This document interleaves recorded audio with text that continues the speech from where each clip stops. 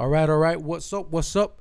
It's your boy Dwell, aka Mr. J, aquí en la casa, coming at you sideways with another episode of Las Different Voices. Hopefully everybody's having a good time. Let me start by saying salud. Today's special guest goes by 48 Ways. 48 Ways, right? Yeah. That's a pretty unique name. Gracias. We'll get into it. How you doing, bro? Good. Thank you for having me. Hey, Thank you for having me. Appreciate it. Thank you for coming, bro, and thank you for the quick response. You know, it surprised me. I was like, oh shoot, sí me contestó. I send DMs to not to everybody, but every once a week I'll send one to one, and then I'll kind of wait on it, you know, because I get busy with work, so I'll send one, I'll get back into it, then wait, and then I was like, oh, sí me contestaste, you know, right when I send it too. So thank you. I like to look out, dog. I like to, you know, keep it as grounded as I can towards the streets, towards everybody, you know, because I get a lot of no's too on this journey, on this music journey. I get a lot of no's also, so you know, it's just me and my nature.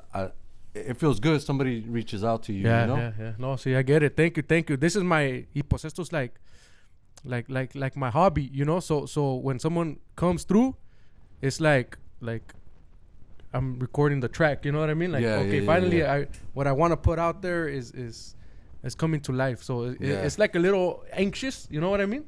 So I like doing this, bro. And thank you for coming by. You know, y gracias. Thank you for having me. Thank you for having me. How's the rain treating you? You know, it's all right. A little slippery, pero está bien. It's all good. We knew the weather. So I don't like it. I like it. When I was younger, I used to like it more. But now it's just like, since I gotta go to work and everything, it's like stop the rain, you know, porque no trabajas a gusto. Bueno, yo no trabajo a gusto, so it's but I like it. We need it, bro. We need it. Y so yeah. We were chopping it up earlier. We're chopping it up on the phone. Y yesterday I think. Y I was like, man, mejor on the mic, because it sounds like you got a lot of interesting things, you know, that we can talk about. And me interesó bringing you over, and I think this is gonna be a good podcast. I think we were mentioned. I kind of you work with Larry the G, right? Yeah, I work with the homie. I work with the homie. We got a track. We did a video. He showed me love. I reached out to him from the beginning when I was freshly home, and he responded and everything and showed me love, and we shot a video. We did the song, and you know, I didn't do what I was hoping it would do, but it's all good. You know, it's all good. Later on, possibly we can do another song, and it'll be bigger, you know, because he's on his journey and so am I. So, you know, hopefully we can link up down the line and when we're in a better place, you know. Yeah, hell yeah. No, he's cool, man. You know, he came here también. It surprised me that with the quickness he said yeah, you know, and I was like, hell yeah, let's do this. So shout outs to Larry the G, you know. Yeah, shout out to the homie for real.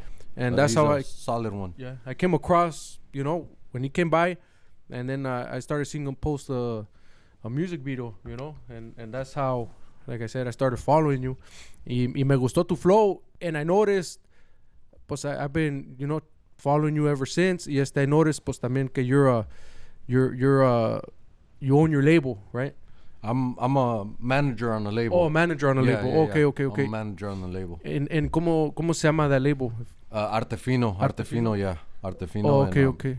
So pretty much you manage the label, or how does that work? Manage you as a manager. Manage artists, and then I work on the developing artists, and the whole developing artists. Basically grabbing artist and trying to turn them into a star, you know. Oh, okay. So it's a lot of work. You find them, you look for them. Yeah, I look for them. I look for them and then try to, you know, turn them into a famous artist, you know, and try to get the best out of that artist that I can and push them, you know, push them. If I know he's got talent or she's got talent, like I push them, you know, like a coach. Yeah. Like I push them. I push them and get the best out of it, you know. And I'm straight out. I'm real picky with the music, so I'm straight out. Like, hey, you know what? That's whack. Do it. You know, give me something different. That's good. You know, hey, oh man, that's a hit. You know, fix it. You know, stuff like that. That's kind of hard too, no? Because someone could someone could be like, nah, I'm not gonna like could take it offensive, no? Yeah, Like, there's tell 'em, do it over. Yeah, but before I take on an artist, what I do is I have a conversation with them. I pick their brain. You know, I tend to try to read a person and see what they're about. The humbleness and especially the hunger. You know, because I want a person that's hungry and humble at the same time. But when it comes to the music and the mic, I don't want them to be humble. Oh, okay. I want that to, you know, just in person when, because me, I tend to stay humble. I tend to be humble. Like, even though at times, you know, they tell me I'm tight with my money, but that's because I love to save my money. You know, I don't like to spend that's that good. much. That's good, bro. You know, but I wish I was like that.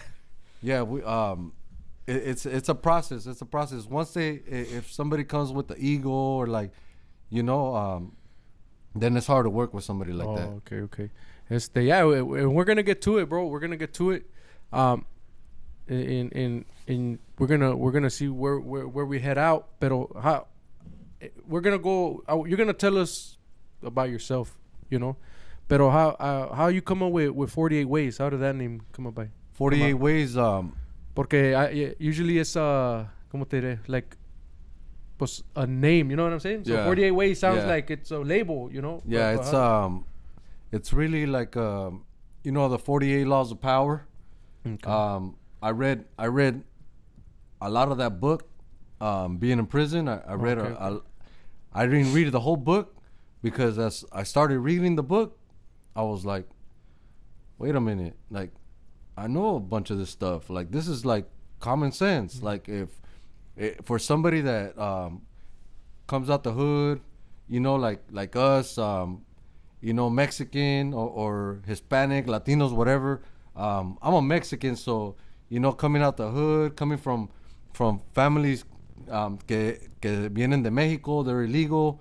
You're first generation? First generation. So having to learn on my own, like I didn't have an older brother, older cousins that were living like the gang life and doing the street stuff for me to learn off that. So, you know, I had to learn that, you know, so reading a book like that, I'm like, man, 48, and then 48 really stands for something. It stands for the hood I come from. So it's just it went together. The ways, Okay. It went together. The book, it made sense, you know. Okay. It made sense. We're usually I've been casi everybody. You know, I'm starting locally, so pretty much everybody's been from Santana, bro. You're the first guy that's out of town, but you're still local. You're still from Orange County. Tell them where you're from right now. I'm from Anaheim. Anaheim, yeah. Anaheim, right where the Disneyland's at. So you know, every night we get the fireworks. It's lit. Every night is lit. But when I was a kid, I actually went to a elementary in Santana. Oh, okay. Montevista. So that's right here by the apartments on Rate, right? That's off of what is it, McFadden? Yeah, McFadden. McFadden and Sullivan. Around. Yeah. McFadden right and I know where it's at. It's in back of the apartments. Yeah, so I went to that. That school was like kindergarten and like first grade, and then like second grade. That's when we moved to Anaheim.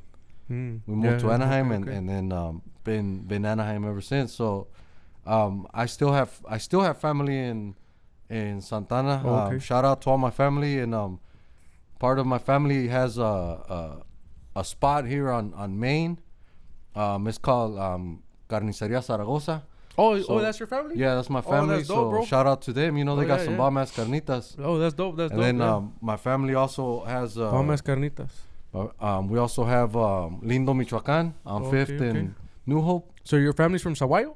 No, from Zamora. Okay, yeah. Zamora, yeah. Yeah, okay, Zamora. Yeah, so we were into the food business. Yeah, that's how. That's dope. Yeah, hell yeah. We're from Grajenal, Michoacán también. El Grajenal, right. I don't know if you heard of El Grajenal. There's a lot of people from right here. Yes, they weren't the same, bro. We're in Grajenal, everybody's about the carnitas también, but it's a small rancho, you know. Yeah.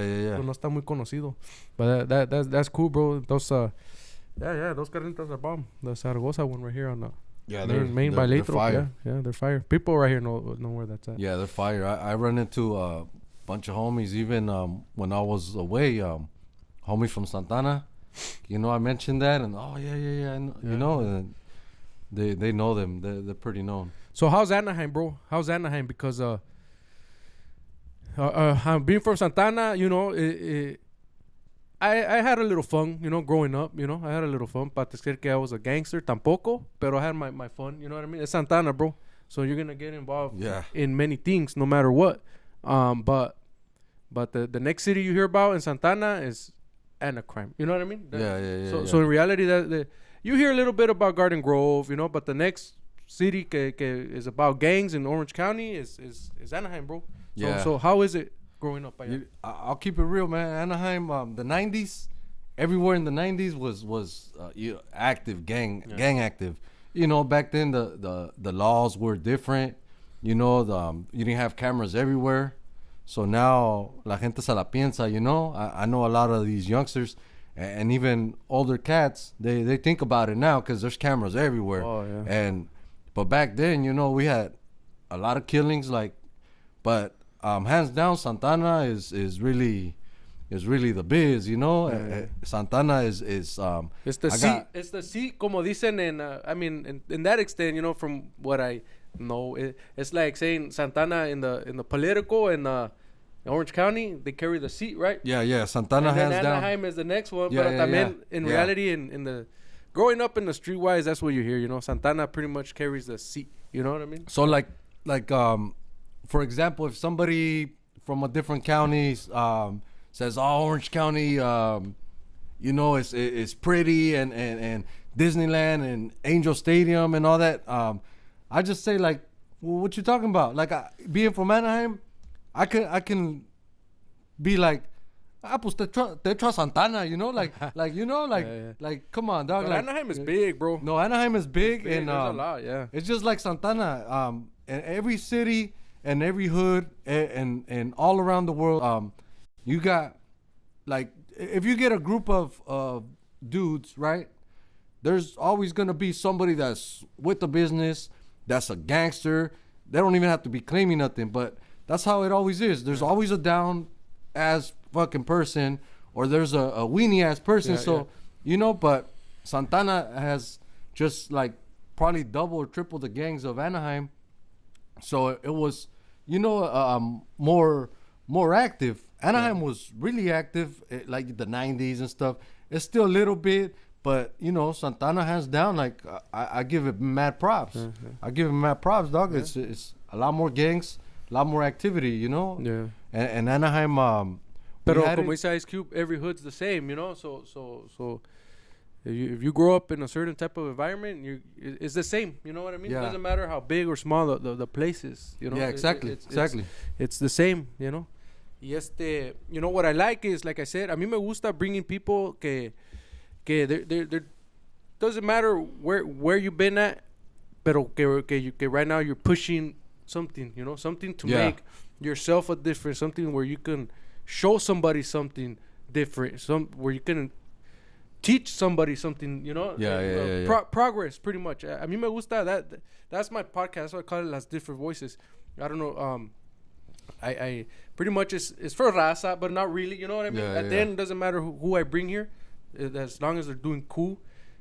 Trying to do something, but it's mainly focused on la raza, you know, and pretty much showcasing like we're all different. You know what I mean? We're not all just cholos, you know what I mean? We're not all just construction workers, como nos pintan, or landscapers, you know what I'm saying? You want to know something funny? My artist that I manage, Screezy Santana, he's from Fullerton. Okay. And there's a history of Fullerton and Anaheim not getting along, and this goes way back, right? So when I picked them up and started managing them and started, you know, I got him on the label and all that. His first video, he wanted to shoot it in the heart of Fullerton, of the neighborhood, right? And me being from Anaheim and having Anaheim tatted on me and all that. So that's a neighborhood in Fullerton. Okay. That's a neighborhood. You know, that's basically like the only neighborhood in Fullerton, and they're a big neighborhood. They've been around for a long time. Okay. And you know, Anaheim and Fullerton, they've had a beef for like. Oh man, you know, before I was born, you know, way back. I didn't know none of that, you know. That's cool. It was a city thing, you know. I think it started like through football, Oh, high okay. school football, way back in the days or something. I don't know the exact history, but I went and we shot his first video in the heart of their hood. Oh, damn. And they showed me nothing but love, right? And that's what my intention was, to go there and show them love, and they showed it right back, That's right? dope, that's dope. And it was like, fuck it, like I'm managing this artist. If I go in there and I get jumped or whatever, it is what it is. But you know, I'm going in there with my right intention. And I think right? cause when reality, bro, like you're doing something that people don't see. You know what I'm saying? Yeah, exactly. So exactly. I think exactly. anybody, bro, you Yeah, exactly. you know that you're bringing something positive, you know, and people, I think even if they hate you a lot, but you're bringing something nobody really sees, and that's how I've been. That's how I've been my whole life. I've been that type of person that can be talking to somebody, and when I'm talking to somebody, a lot of times growing up, I'll be talking to somebody, giving ideas and expressing myself on something I'm thinking of, and they look at me like I'm crazy, like, oh man, that's and it happens a lot with our own people, because if you want to think big, like a lot of times our own people are like, man, like just get a fucking job, you know, just go to your 9 to 5 and, you know, be happy. Like, no, like what's wrong with thinking big? Like what's wrong with wanting more in life than, you know, like every other race, for example, you know, the Chinos, they help each other. You see They're on top. fucking 5, 6 fucking foreign cars in the driveway, you know, and then little by little they start branching out, you know, doing their own thing, but they help each other. Yeah, you right? see, and, that's smart. You and see they don't say, oh, you know, I'm pretty sure one of those kids doesn't tell the next kid like, oh, I want a Acura, or I want a BMW. I'm sure they don't say like, nah, don't get that shit. Get a fucking Honda or get a Toyota. You know, they push them. Yeah, get that shit. Oh, yeah, you know? oh, yeah, And that's how the mentality I've always had. I've always wanted, you know, like more than just what I can get. If I can freaking reach, you know, for a higher, and that's the mentality I always carry. Yeah, that's good. So working with the artist Greasy Santana, it was easy for me to go into that neighborhood and be accepted and then accept them, you know. And then they showed me nothing but love. So shout out to the homies from Fullerton, you know, straight up. Like, shout out. And all that haters and all that shit. Like I push that positive energy. So I don't really fuck with haters. Once I feel like somebody got hater in them and all that shit, I cut them off, because where I'm trying to get to, it's better for me if my circle's small. That way I don't have to look out for too many goddamn people that don't deserve it. You know what I'm saying? See. No. That's good, bro. That's good. And I'm happy for you. Keep pushing it like that. We need that. You know, we do need that, bro. Like. Yeah, it's what you say. People say something and they want to say, that fool's whack. You know, I'm like, who cares if he's whack, bro? Like, he's trying to do. Yo sí soy también, like, even if he is whack, like, help him. Let's go to a show. Let's go pitch in. Let's go do whatever we can. Even though if he is whack, he likes what he's doing, you know, and that's, I think that's what we need, bro. We need people to show también, educate us a little bit, you know, porque like I said, if somebody comes right here, I'm not gonna tell them get out of here. Like, oh shoot, I want to see what's going on, you know, I want to be in the video, you know, how to do the same, you know? Yeah. And that's cool, bro. That we need that. But I know. Right now, you're pushing, and you're trying to move ahead. And you got your artist, but I'm pretty sure you were telling me a couple things. Was it a rough road? Yeah, it's been rough, because I started doing music way back, you know, as a kid. So I want to ask this question, porque that way, like, I saw that before you made it into a video. I saw that you posted. I think you said flashback. Like I said, I go through your stories. Y it was about you and your little daughter, like at a pizza. And then I saw you put it on a video. Yeah, that was a trip. Luckily, by the grace of God, that me surprising her at the pizza place was recorded. Oh, right. So somebody else recorded it? Yeah, somebody else recorded. That wasn't planned. Oh, okay. Right. So my intention was to surprise my daughter, because I left her when she was a baby. So when I came home, she was, I think, 9 years old. So she was like 2 years old or something like that when I left. So I got to see her here and there, but for a while I didn't get to see her, or I actually didn't get to hug her or touch her. And I have her and my son. My son's a little older, but I wanted to surprise her, like, because daddy's home. So I when I came back, when I got out and I came in, I told my brother, like, hey, pick me up, but don't tell nobody. Like, I don't want to make it a big deal. I want to get to my kids. I want to get to my kids. I miss my kids. I want to get to them. So my favorite place is Shakey's. So I had my mom, my wife, everybody. So straight from jail, you went over there. Yeah. Or prison. Yeah. Prison, From right? Colorado. Colorado. Oh, Yeah. damn. Yeah, when I landed from Colorado. So I get out and my daughter had no idea. So then they were at Shakey's and she thought they were just having dinner. So I showed up, and when I walked in, the phones were out and stuff, and it was just like really my immediate family, right? So they were recording it, and they got my daughter's whole face expression and her whole attitude and everything, how it changed, her expressions. And when I hugged her and when I hugged her and I gave her a big hug, I gave her a kiss, and I told her, I'm never going to leave you again, as long as, I'm not going to go that route anymore, because I went away for a minute, and, I was living the wrong life, thinking that there was, it was all love, like thinking it was all going to be lovely and beautiful at the end of that road. But in reality, it wasn't. It ain't. And I'm living proof that, when you're going through the wrong path, it leads to a dead end. Yeah. So you spent how much time in your life did you spend getting incarcerated, bro? Man, altogether, wow. Probably over 10 years. Over 10 years. Over 10 years. I probably gave the system 15 years. Oh, damn. Yeah, I probably gave the system 15 years. It was the longest time you did at once? 7 years. 7 years? Yeah. Was that the last time? Yeah, the last time. The feds, yeah. Oh, so I was in the feds, so that was it. I said, man, that's it, Yeah. How were you when the first time you went to jail? Or I was a kid. I was. You went through the juvenile system. Yeah, I was 15 years old. Yeah, I was 15 years old. I went through juvenile hall, and then at 18, I jumped over to county, and in my 20s, I jumped over to regular state prison, and then I got out. I was out a few years, and then I went to the feds. Let me ask you this. What got you?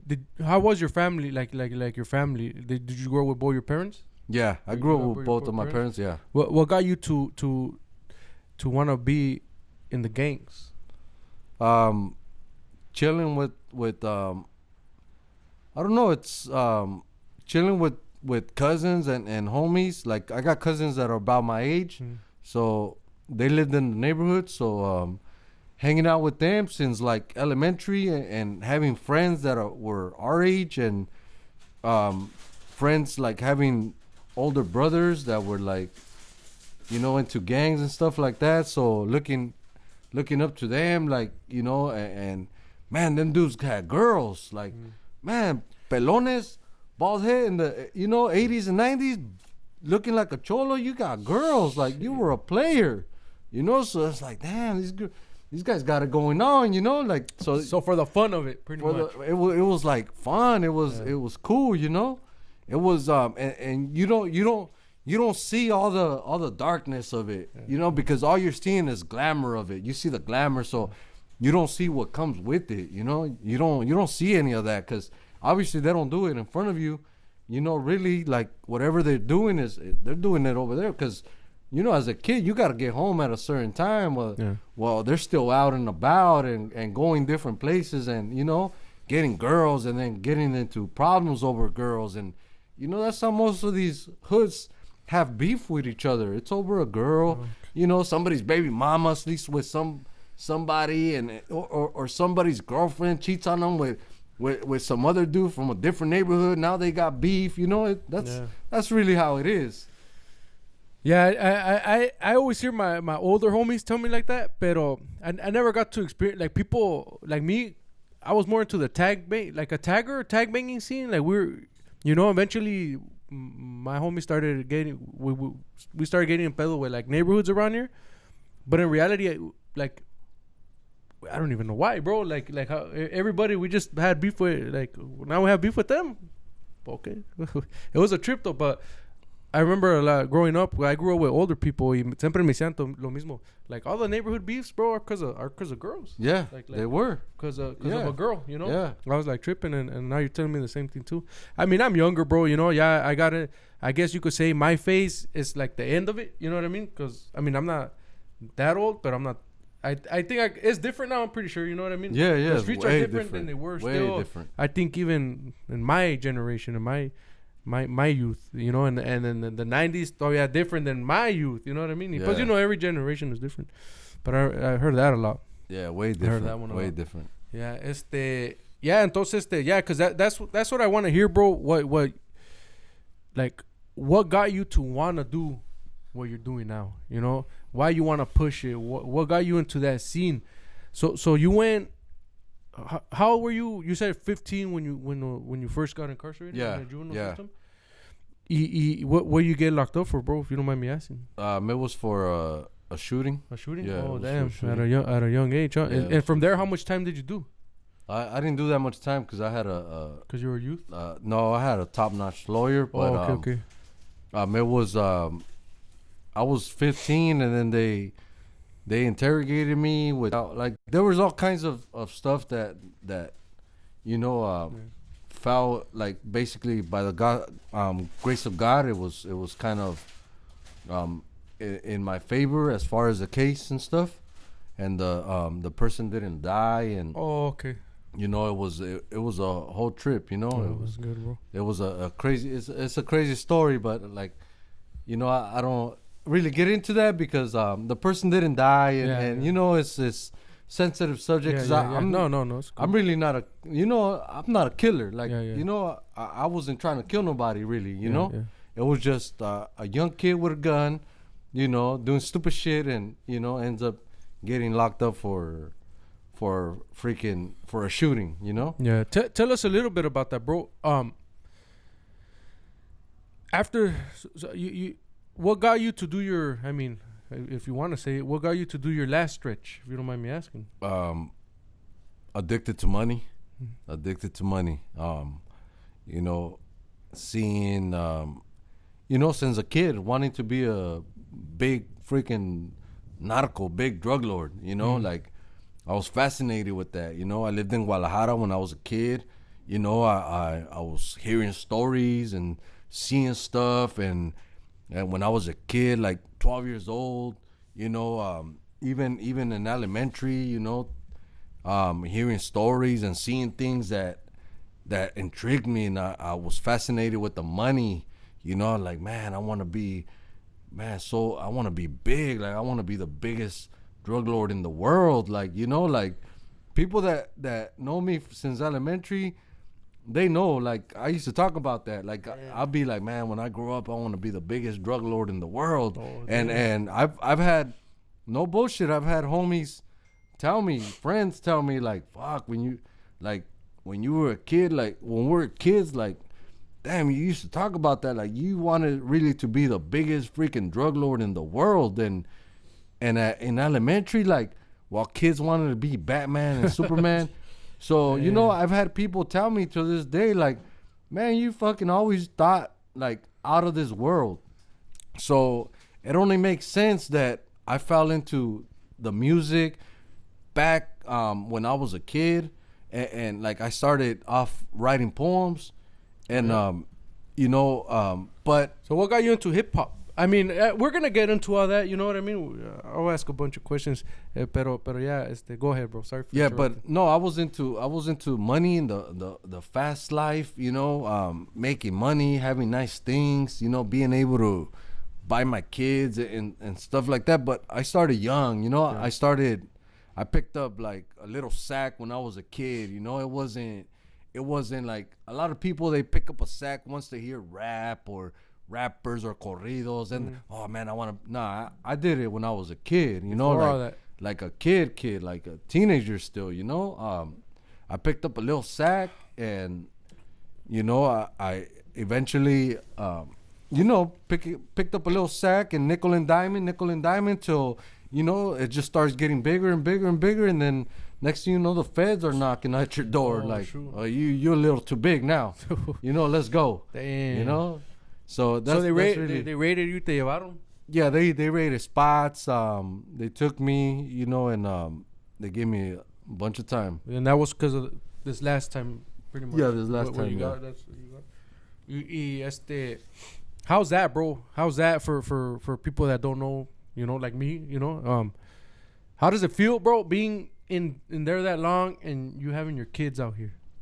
It's man, it feels fucked up. Like, cause being in that lifestyle, like, would they go see you? Yeah, they would go see me when I was local. Once I was far, it was hard. Yeah.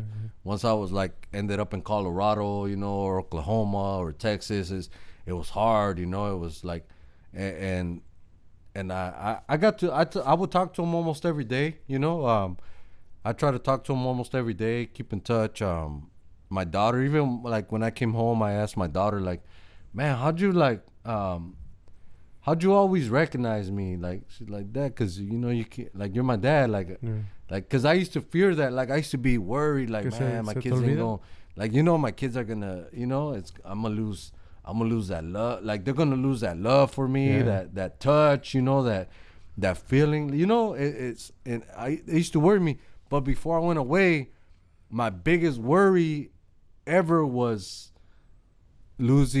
my kids losing me. That was because I used to provide for them and everything, and I was their dad. So that was like my biggest fear in life before, was my kids being without me, right? Because and then when it became reality, it hit me like fuck everything.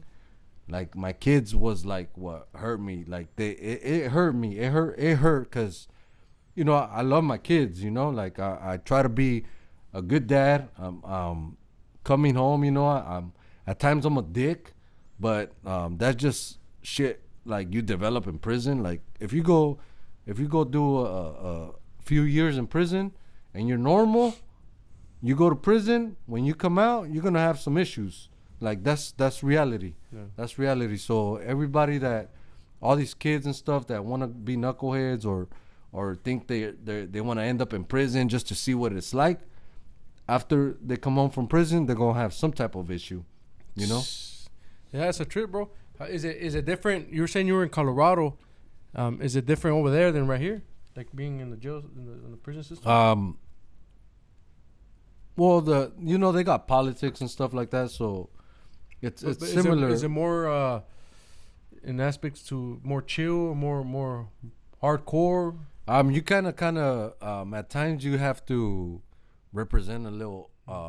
You have to be more like harder. Just because they expect, like, oh, you're from California, or so they are automatically expect a hardcore. Like, I'll tell you a funny story.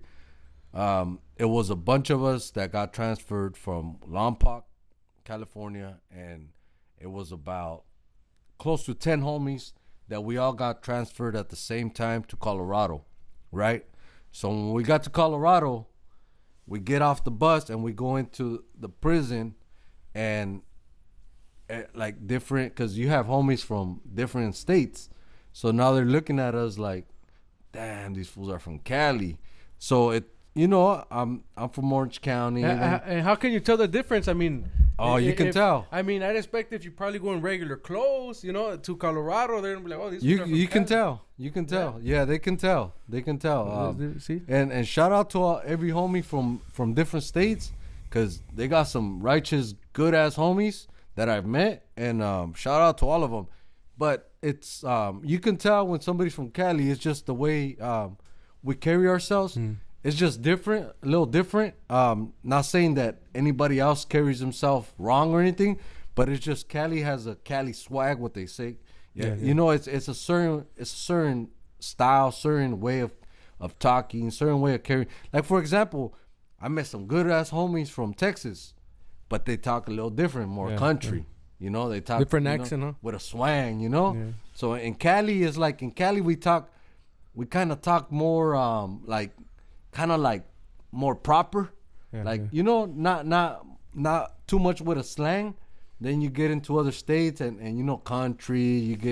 You get somebody from the East Coast that says son instead of homie. You know, stuff like that. So, but the way in Cali, like I don't know, it's just you can tell.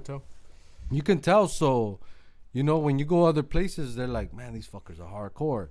You know, and I had like, for example, I got to know a homie that was from a different state, and after getting to know him, we were having a conversation one time, and he tells me, hey, you know what? He's like, when you guys showed up deep, and all you guys were from Cali, he said, I thought you guys were gonna we're gonna get here and fuck the place up, like just get into all this bullshit. And I was like, why would you think? He's like, I just thought that. He's like, I thought that because it was like me from Orange County. There was homies from LA, homies from up north, you know, but homies, you know, from Northern Cali, the part, you know, and different places that we all ended up together, but we're all from Cali. So they automatically assumed that we're gonna go there to just fuck shit up, and we were going there to fucking finish our time and go home, you know. You know, that was really it. But it comes with, you know, if there's problems, stereotyping that. Yeah, they stereotyped us. So, but I mean, if the problems come, then we handle. You know, we're known to, you know, homies. You know, the label homies is just serious. You know. Sí. Y when you were in there, did you write raps? Yeah, I wrote a lot. All right. So ahora sí, let's get into the. We'll go back and forth, but let's go into the music. What age? You said you were writing poems in elementary? It was probably, let me see, probably junior high. Junior high. Probably, I think, junior high. How did that transition to hip hop rap? Cause I like Snoop and Dre, Ice Cube, and all the rap, you know. So I was writing poems, and my poems were like, they were different. I was talking about street stuff in my poems, right? So one day I had a you don't remember any poem? Yeah, I remember one. I'll never forget it. It was and that was at a young age, right? Yeah, that was at a young age, and that poem. If you remember it, spit it, bro. Let me see. Look, how did it go? Seen the look in some eyes, and I knew it was true. My homeboy fell victim to a cold-blooded fool. 6 months later came the day. I wish it was a nightmare, but my cousin passed away. Oh, damn, I forget the rest. But I always remember here and there. But that's true, because But you didn't write it as a rap. You wrote it like I wrote it as a poem. Okay, I wrote it as a poem, and I was like, man, the way I wrote it, I was like, man, I wonder if I can rap this on a song. I wonder if I could say this on a beat. So I had a beat. I mean, I got one of like Snoop's songs or something, and I rapped over his song with his lyrics and everything. I just rapped over it plain, and then I just rapped over it, and I was like, man, wait, maybe this shit'll work. And then I found a beat, and I made a whole song. With the hook también? I made a whole song. I actually made a song for my neighborhood, and the way I put it together, I showed it to my older homies, and a few of them were like, "Damn, what the fuck? Like, you can rap?" Because I wasn't. Did like, you rap? Did you hang around with a lot of homies that rapped? No. Growing up? No. Or was this just more like you? Yeah, it was mainly me. My cousin used to rap too. Oh, okay. You know, but it was mainly me. My cousin. So nobody shout out really to my influenced cousin. you from your homies. Not, I see like your friends. No, Homies. no. Is this something you got into yourself? Yeah, I got it was just something that hit me. I was like, man, maybe I okay. can do this because of the poems. Because I used to like to write. You know, I used to like to write poems.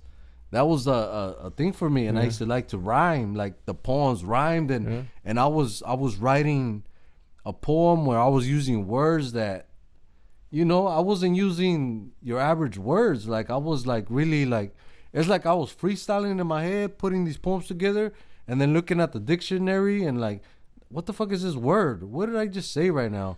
You know, thinking like, okay, I'm writing a poem, but I need to rhyme this word with something else, and then thinking of a word, and then thinking like, damn, I wonder if this word even exists. Looking at the dictionary, like, oh shit, and then looking at the definition of the word and being like, oh shit, this fits. Yeah. Damn, okay, shit. Because I do listen. What I've heard now, that's what I pay attention to how they write. You know what I mean? How like things are written, and I notice I'm like that's what catches me. It's like the words. You know what I mean? The how you say the words, how you wrote them, and how you're putting them together, and how and what words you're using. You know what I mean? You don't have to use scientific words. You know what I mean? Yeah.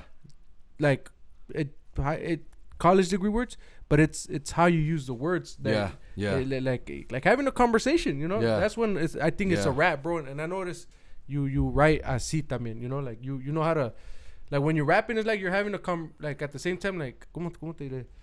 That's how I explain it. It's like it's you. You're not. You know what I'm saying? You know how to put words together, pues. You know. Yeah, and that started from poems. You know, from poems and putting words together and you know, and then throughout the years, you know, really reading a dictionary and going through a dictionary and finding words and writing words down and checking the definition of them. And if a word like stands out to me and it sounds cool, I write it down, write down the definition, and then, you know, eventually use it. Did you record music when I was a kid? Before like. Yeah, as a kid, pues. Yeah, as a kid, You were able to record music? Yeah, I was able to record music. I started recording. What would you record back then? With a cassette. With a cassette? Yeah, with a cassette. With the mic and the cassette on the boombox. You hit record? Yeah. Oh, okay. That's old school. Yeah. That's still the old school way. Yeah. Yeah, I would use a record now on the computer. Le ponía el mic and to the speaker and playing the beat, and the computer will record. Yeah, I started with more más acá, you know. Yeah, I started with a two tape boombox. Yeah. So one side is playing the beat, and then the other side is just the tape. I would put tape on top of the cassette, and then press record, and then while the beat's playing, I would just rap over it. That's dope. Cause I'm young. I got to see boombox and stereos, but and I still got to record. Like when I hear a song, I still got to but it's a como te diré, un quick like phase of my memory. But I still got to record music from the radio, you know, with the boombox. That was dope. But it went like this and like that, you know. Yeah. I'm more ya le entré más a the CD era, you know. I'm more of the CD era. But yeah, that's dope, bro. That's old school right there. Yeah, but I've always been into music and all kinds of music. And like, for example, like when I was a kid, I came across like, for example, Chalino, and his lyrics stood out to me. You know, his lyrics. And I remember this is when Chalino was alive. Like, this is like for real. I came across some CDs of Chalino that were blank CDs that were straight from the studio. Like people might not believe it, but there's a story behind somebody did you get that those? Right here. No, I had an uncle that was estaba pesado, right, back in the days, right? So he somehow knew Chalino when Chalino was trying to blow up. He happened to have some blank CDs from the studio that were demos, no name on them, no nothing, blank CDs, clear CDs, nothing on them. And when I heard it, I was able. They let me keep those CDs. Oh, damn. And You don't have them no more? no, this is a long time ago because we Man, that would have moved been some money. back then. We moved to Guadalajara, and they ended up in Guadalajara. Why'd your family move to Guadalajara? Because Like your whole family? no, like yeah, me, my brother, my sister, my dad and mom. Oh, okay, so yeah, your whole house family. Immediate Yeah, family, but- yeah, my immediate family. We moved to Guadalajara when I was about probably 12 years old. Oh, okay. How long were you up there? I lived in Guadalajara for like 2 years. Oh, okay. So from like 12 to like 14, then I came back.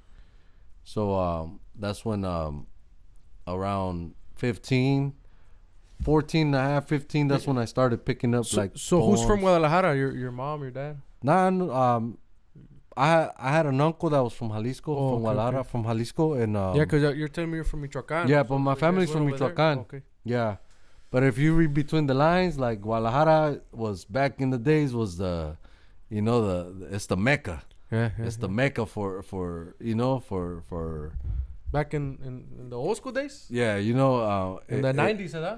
the Guadalajara was the Mecca for, you know, if you want to talk about like, you know, the business, the, you know, the narcos and all that, you know, Guadalajara was the Mecca. So I was able to be in Guadalajara and hear stuff and see stuff. okay, And okay. you know, and I remember Caro Quintero, for example, his houses que ya estaban abandonadas. Oh, yeah? You know, and I remember like I had friends that were my age in Guadalajara that, for example, I had a friend, I'm like 12, 13 years old, right? And I had a friend that was around my age, but he was from Guadalajara, right? And it was him and his mom. That's it. His mom was a single mom, and it was just him and his mom, right? So he was my friend, and I lived in Zapopan. So Zapopan is like a nice ass place, right? So Yeah, is that where the lake is? Oh no, that's Chapala. ¿Cómo se llama? yeah, Chapala. Yeah, Chapala. So I remember they had a nice 2-story house, right? So then they moved. Zapopan is in Jalisco. I'm just Yes, over yeah. here. Okay, Zapopan I'm in confusing it Jalisco with- is like with a some high-end other- yeah. city, Okay, right? okay.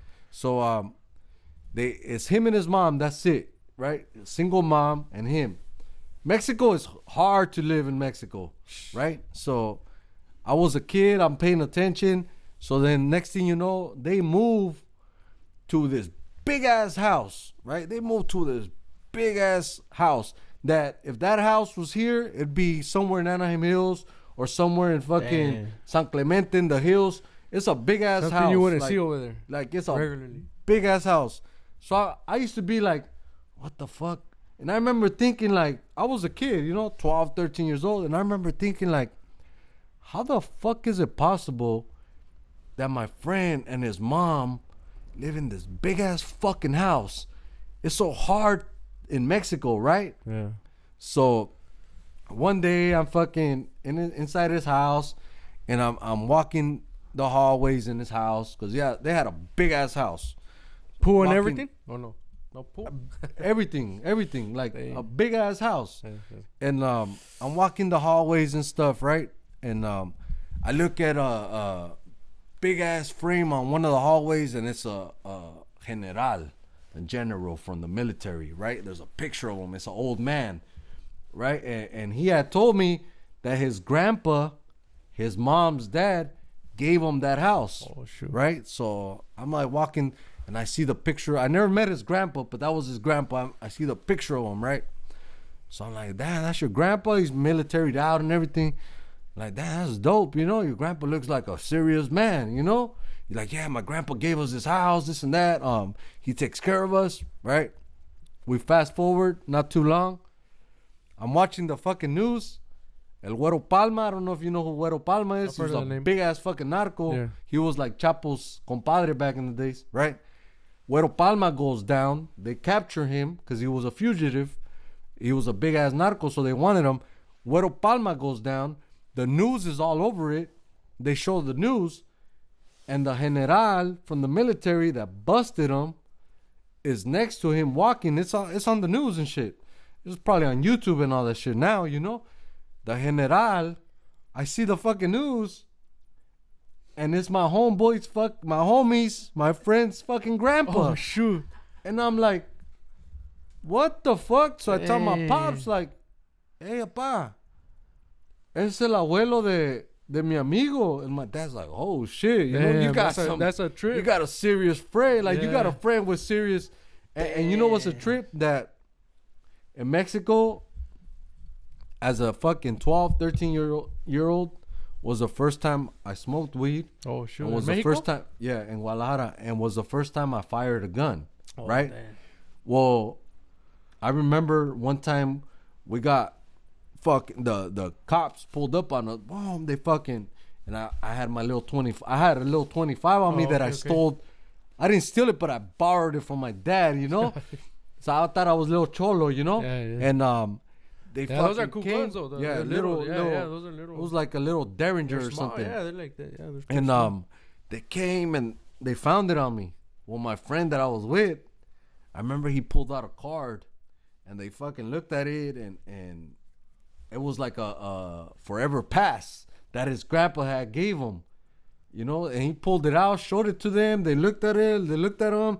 They apologized, gave me back my gun, and they left. And I was like, "What the fuck just happened?" Like, they took the gun? Yeah, no, they gave me back. Oh, the I gun. thought you said they said give me back, like saying that's my gun. They said, where'd you get this gun from? I said, I took it from somebody, but I have to give it back.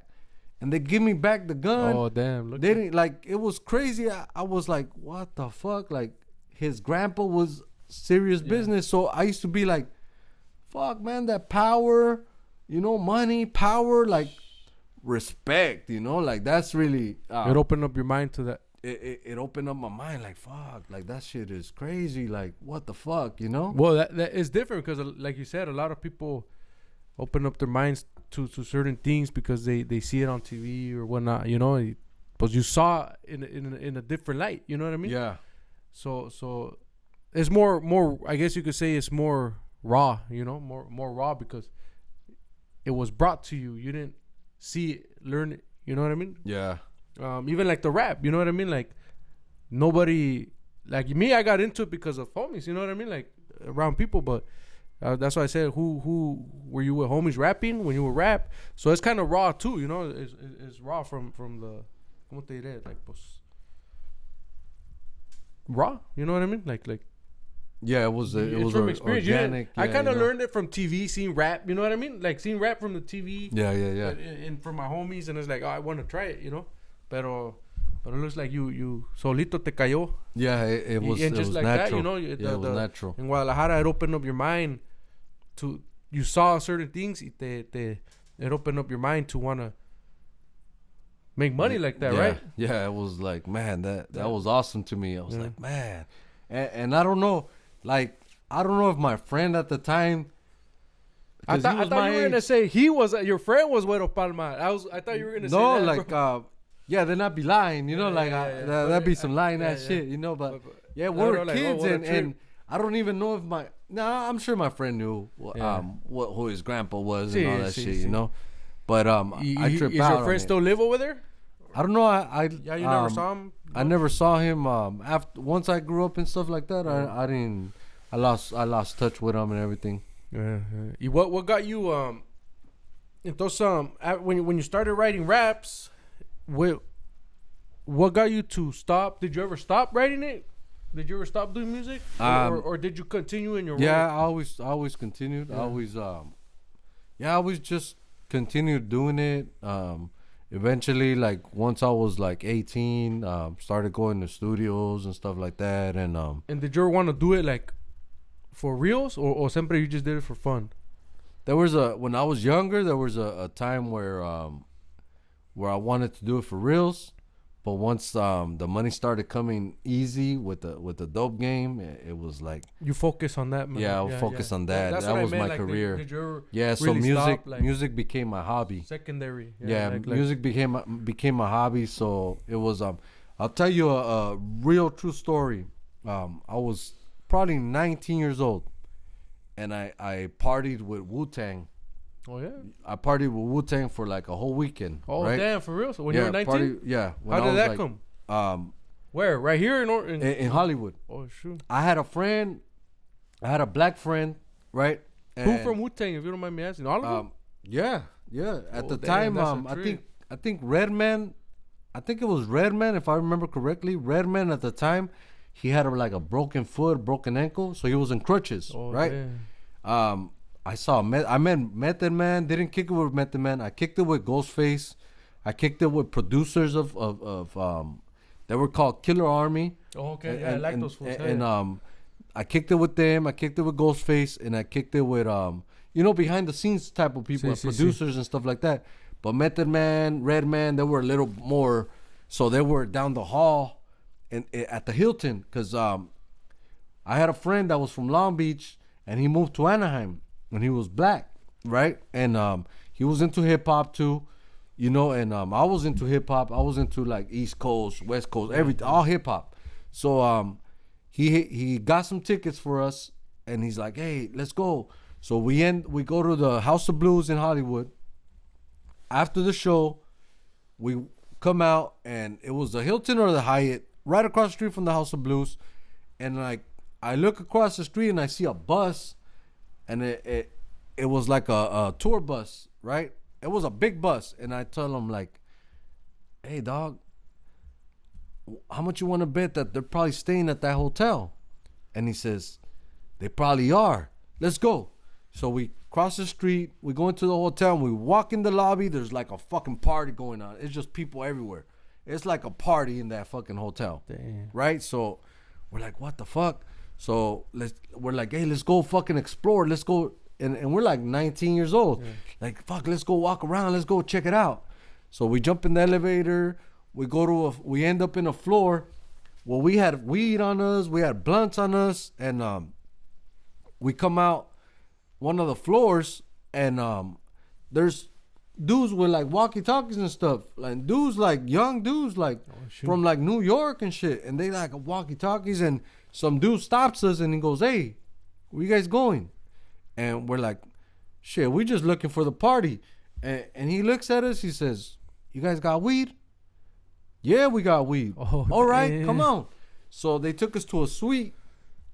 We go into a suite, and I'm like, what the fuck? Like, they're partying. There's dudes like writing lyrics. And I'm like, what the fuck? Right? So next thing you know, fucking Ghostface comes to us and like, "Hey, what's up?" Starts talking to us, and like, "You got weed?" They tell him, "Hey, they got weed." So we start smoking with him. His producer, we start smoking. So then they fucking like us. So they're like, "Man, I say, hey, we gotta go. That's dope, bro. We gotta go. Can we come back tomorrow?" "Yeah, hey, come back tomorrow. Bring some weed. Come kick it." Damn. So we come back. That's like dope, 3 days. We come back for like 3 days. 3 straight days we party with them. And the last day, they were gonna take off, and the producer of Killer Army, producer that was from Killer Army, he says, he liked me, and he goes, "Hey." Who was it? Do you remember? Fuck, I don't even remember, man.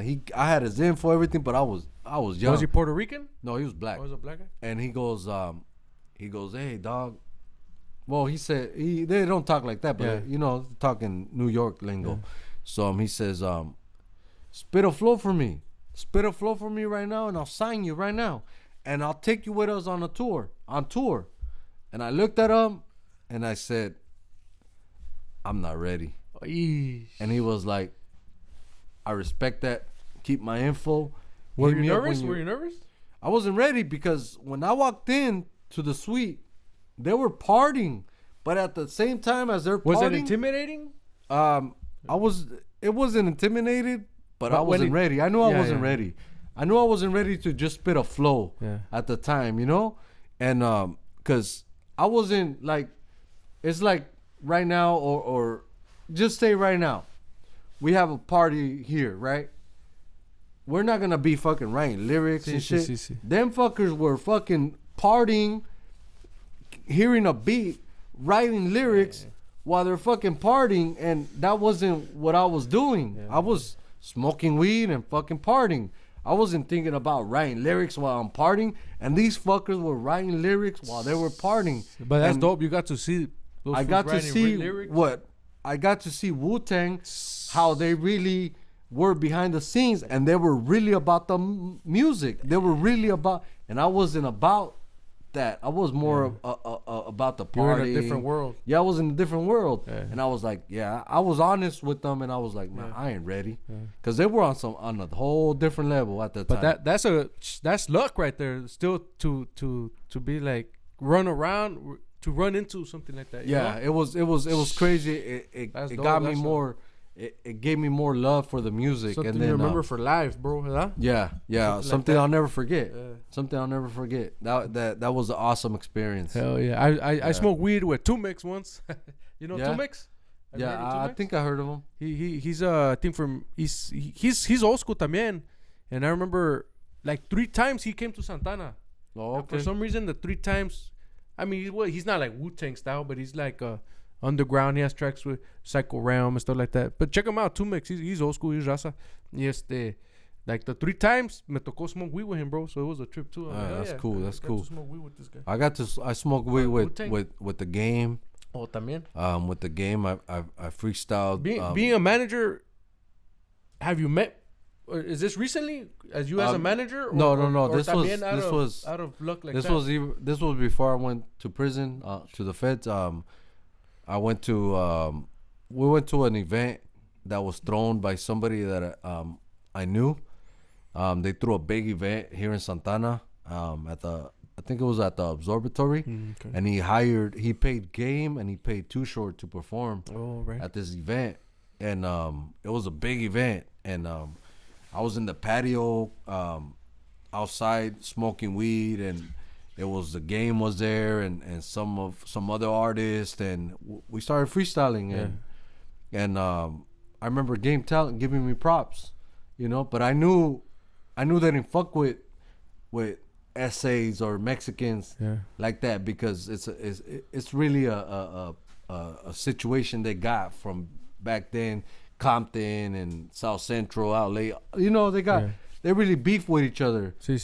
So I knew that him giving me props was as far as it was gonna get. That was it. It wasn't. But that's still dope. It wasn't no love, because I knew there's like tension always between homies and blacks in LA, and for somebody like me that like appreciates their music and loves their music, and That was badass too. Yeah, I don't have no racist bone in my body and any of that. So it was dope from him telling me like, man, you can rap, but he didn't tell me like, I'll sign you or nothing. I met Sugar Free years ago. I would run into Sugar Free at the clubs all the time, and he would see me popping bottles and treating the homies drinks and all this stuff, and I became real cool with Sugar Free. Oh, sure. And he used to invite me to like barbecues and stuff like that, and I would never go because music wasn't my first priority. So I would I wouldn't really go because I was into other, I was in the fast lane. Sí. But yeah, I met some big people. What got you into managing, bro? Like, how did you get into that? You know what? Shout out to Larry the G. When me and Larry the G were working on that song together. How did you get with Larry the G, if you don't mind me asking? Did you know him or you hit him up? Or? I hit him up because I came across his stuff, I think on YouTube, if I remember correctly, and then from YouTube, I think I was in prison. I came across one of his videos by accident on YouTube, and then I'm like, oh shit, Orange County, what the fuck, like, okay, oh shit, you from Santana, okay. So I remember asking the homie like, hey dog, how do I find this homie? And I remember he grabbed the phone and he went through his YouTube, and he was like, oh, this is Instagram. Oh, having phones in there and shit like that, So I went to his Instagram and I started following him. I started fucking with him. So I started, okay, this homie represents. Okay, he seems solid. So when I came home, I was like, okay, I gotta really live what I was saying I was gonna live. So I gotta get at somebody that's solid, that raps. You know, I need to get with somebody that's solid like that. Me coming home fresh from prison, I was like, man, I gotta get with somebody that's fucking solid doing music. So I reached out to him. I studied him. I kind of checked him out and everything. I was like, man, the homie seems like a solid ass dude, right? And you know, from postings and stuff like that, he would say, I'm like, man, the homie seems like a solid ass dude. So I reached out to him, and he replied and everything, and we made that connection. And at the beginning, I was like, hey, homie, you know, let's do this song, but you got a studio? I don't have no access to a studio. You have a studio we can go to? So he sent me in the direction of Screezy Santana. Screezy Santana is my artist. So you met también Screezy Santana through Larry. I met him through Larry the G. Larry, yeah. Right? So I didn't know Screezy Santana did music until one time I was at the studio with him. By accident, they were playing his music. And I said, hey, who's this? And he said, that's me. I said, really? I'm like, damn, he got a dope ass voice. And I said, hey, bro, like, you know, I happen to know somebody that's somebody in the music industry, in Spanish music. Maybe we can do something. So I got some of his music. I reached out to my boy that is really somebody in the regional music. Yeah. And I said, hey, dog, check this out. And he was like, let's set up a meeting, see what he's about. I took him to the first meeting.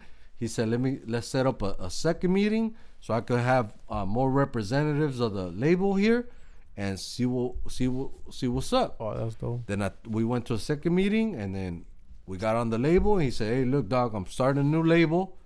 I want you guys to come on board with me on this new label to push the urban music.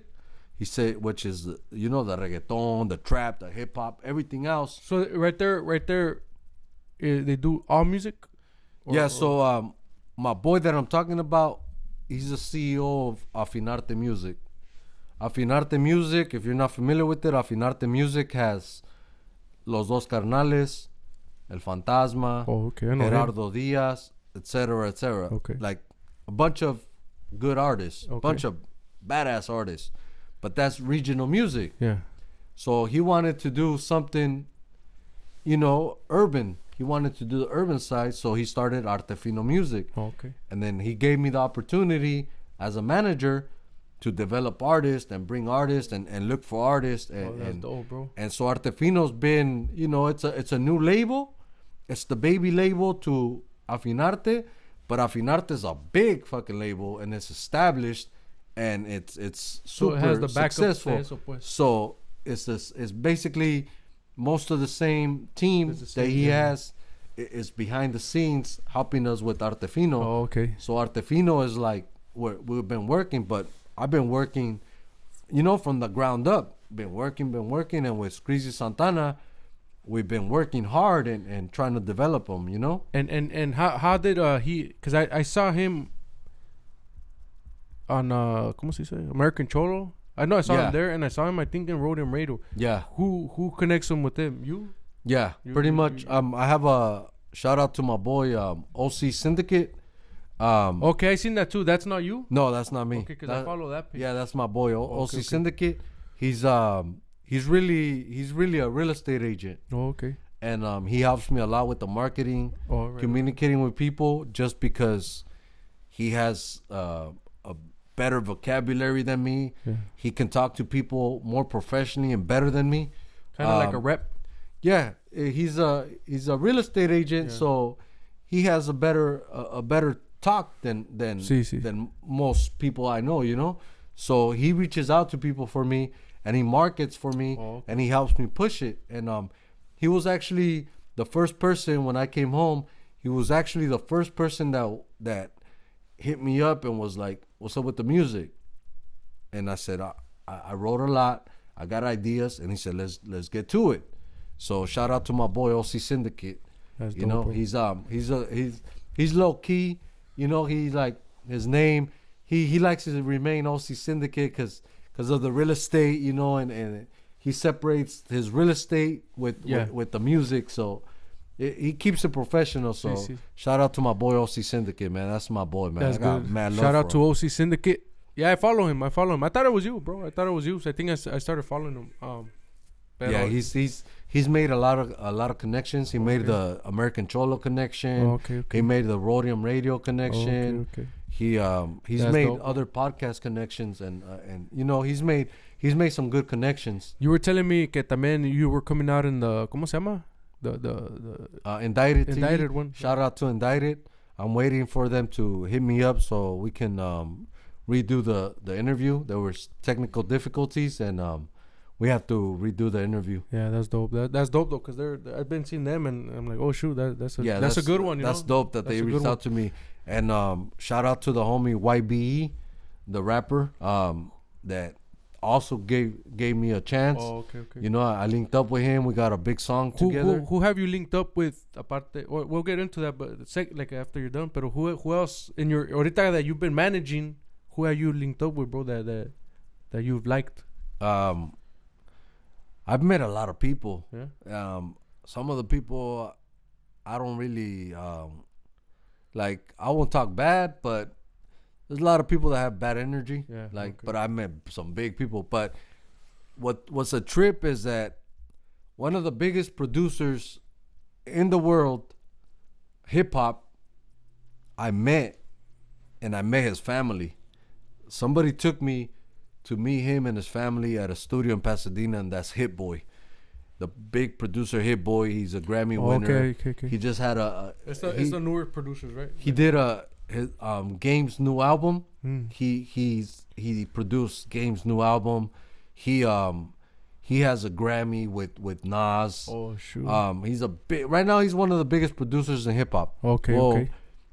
I had a friend that took me to meet him, and we met, and I met his family. I met him.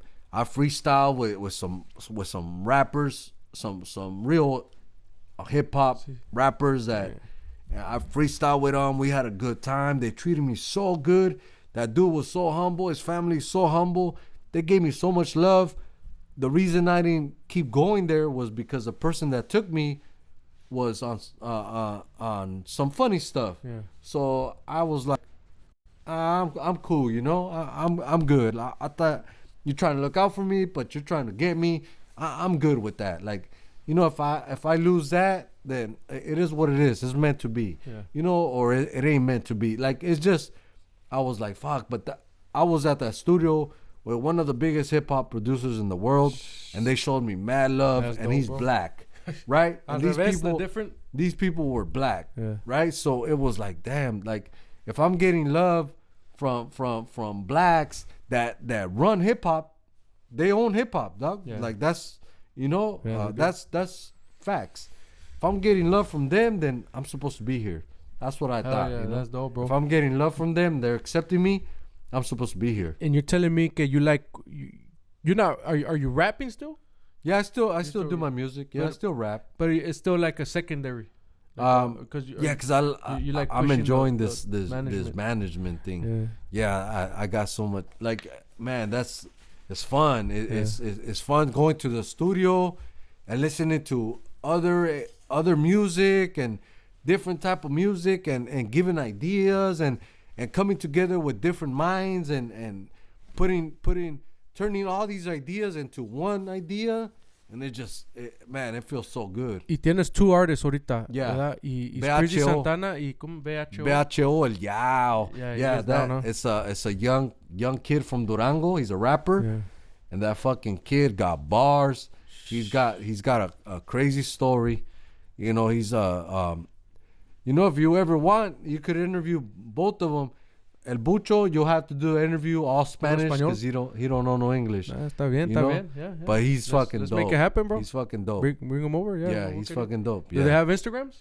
Yeah, they got Yeah, Instagram. Okay, Yeah. okay. I don't got follow Instagram. him. I think I Yeah. follow Squeezy. Yeah, they got Instagram. Shout out to Squeezy. Shout out to Bacheo.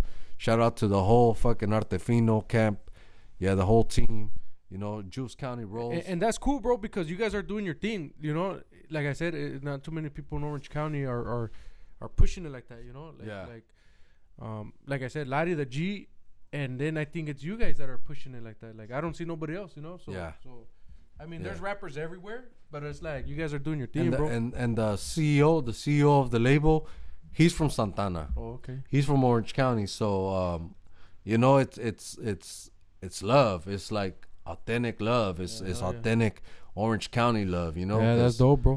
He said when I first brought Screezy Santana to his attention, he said, "Where's he from?"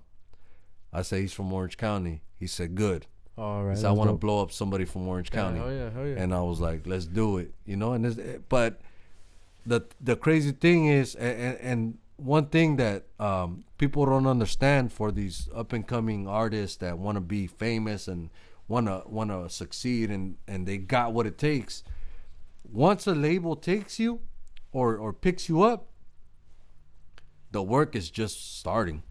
Like just because a label gets you or picks you up doesn't mean you made it. Yeah. Like, you know, that's when the real work starts. Because you could be working, and then you get noticed. Then they take you in, and now the work really starts, right? Because now you got to go extra hard. And there's people that they get on the label and then they get shelved. You know, they don't go nowhere. But then they go on interviews and shit like that, and they want to blame the label. Yeah. Nah, well, fuck, they didn't do shit for me. They just got me. Like, no, they didn't get you. You didn't put in the work that you were supposed to put in. Yeah.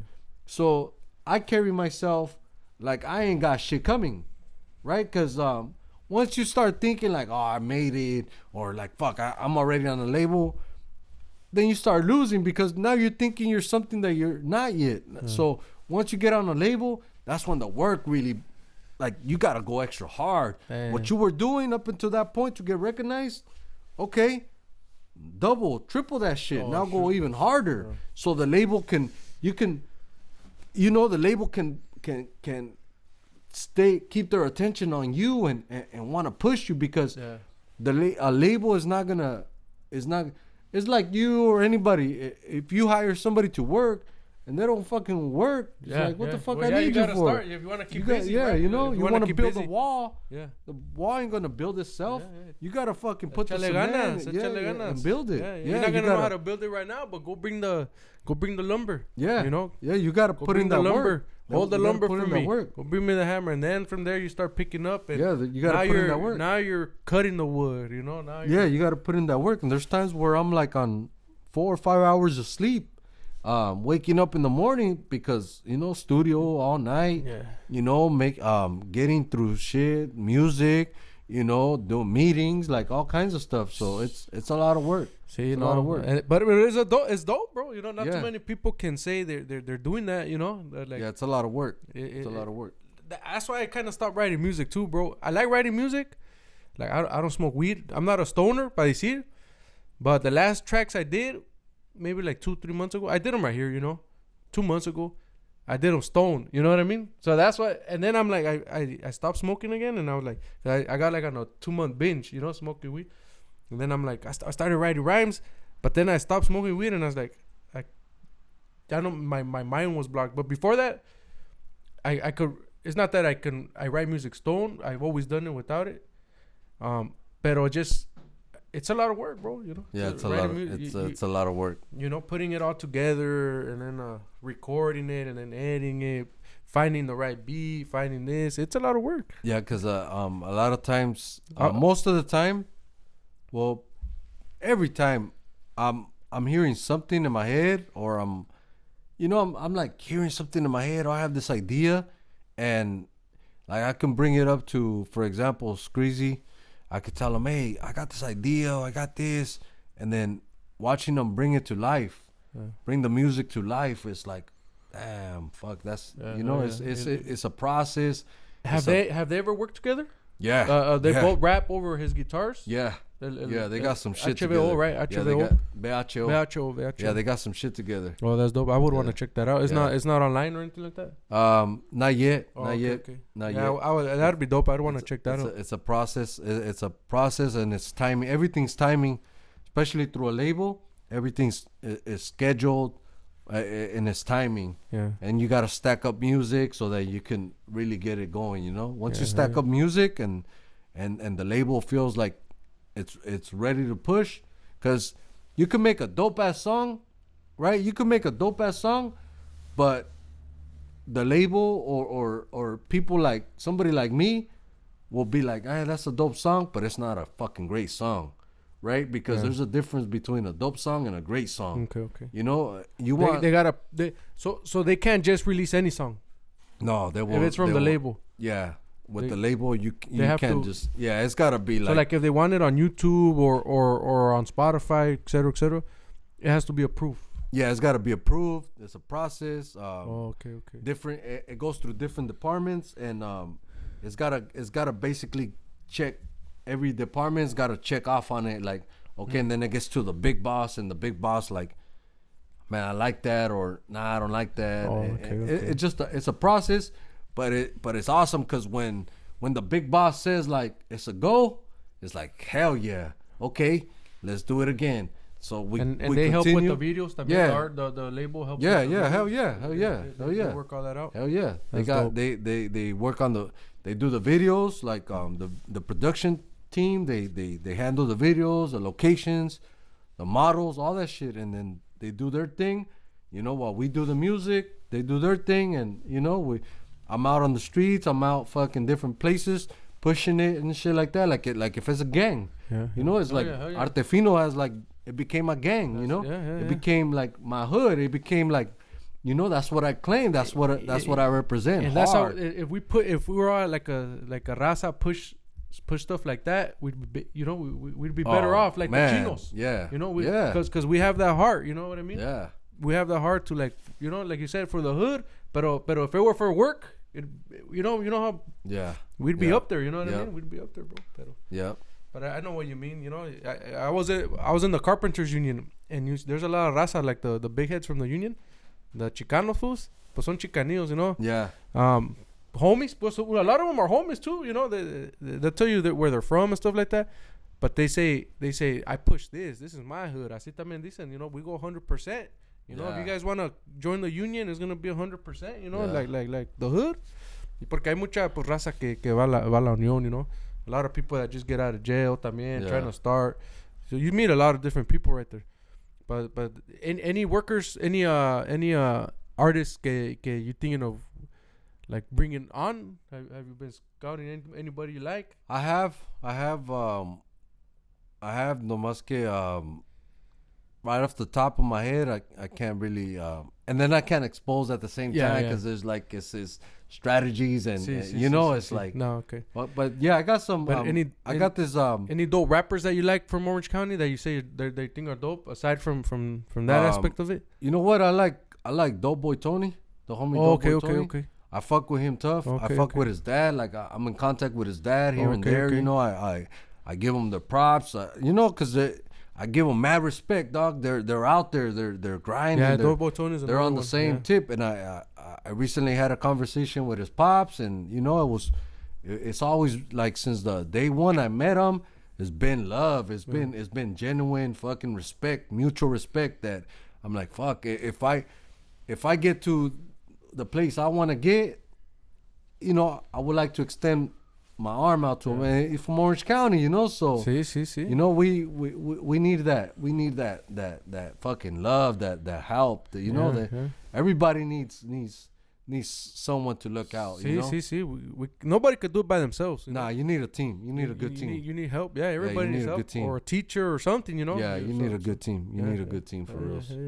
That's cool, bro. Like I said, not too many people I know can call themselves a manager, studio time, talk about, you know, bringing people in. Like I said, that's new to me too. I don't know too many people like that, you know. The crazy thing is I work for a label. I don't hear too many people say that, you know.